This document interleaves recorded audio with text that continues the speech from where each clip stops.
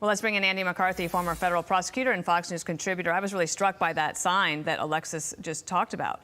You know, the kids live here sign outside, hoping that, you know, if there is any violence, that house would, you know, hopefully be spared any sort of violence. I also noted that the judge in this case has received death threats against himself and his children. Perhaps that's normal.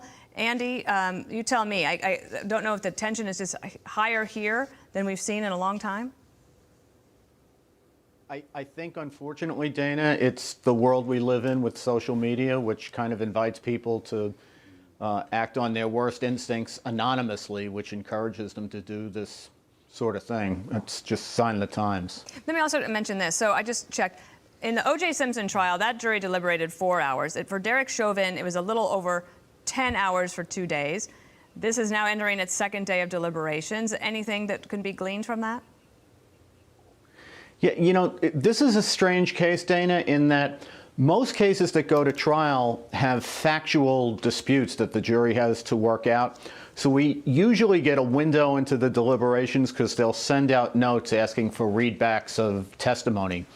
In this case, the facts are pretty clear, and what we're down to is a real hard legal dispute over whether this amounts to self-defense or not. And as John Turley pointed out, from the very beginning of the deliberations, the jury has had the judge's legal instructions, particularly the legal instructions on self-defense.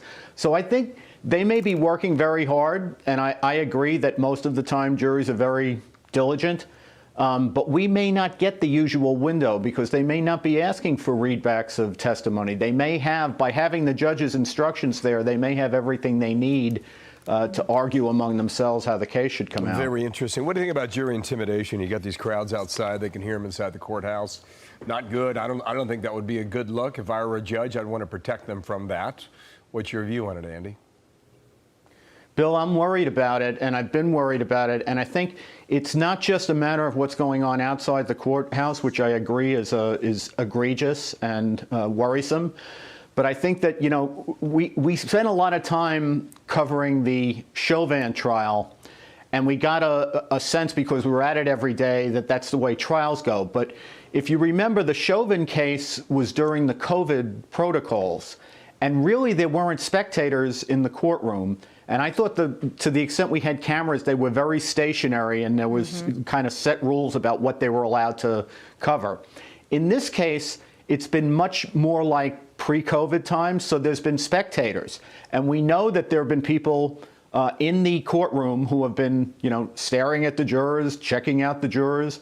The cameras are moving around, which I think could unnerve the jurors in the sense that if they have, you know, video of what they look like, that could be broadcast to the public. They don't know exactly how that's being used because they're not supposed to be looking at publicity about the case. So it's not just what's going on outside the trial, outside the courthouse, and then you couple that with the fact that the judge is not sequestering them. He's letting them go home and come back, so they're getting some exposure to what's going on in the community. Then, Andy, can I ask you something on that? In any case, not just in this case, could the jury not being sequestered be grounds for an appeal from either side? It can be grounds for an appeal, Dana. It would be highly unusual unless there's some concrete fact that they can articulate that there's evidence of, which is something that you could hang your hat on about intimidation. The chance of getting a reversal on that ground just because there was an atmosphere of intimidation, I think, is unlikely. Andy, thank you for your time. It's good to get your analysis, and we've got you on standby, right? You and Turley and everybody else. You can't even walk the dog today.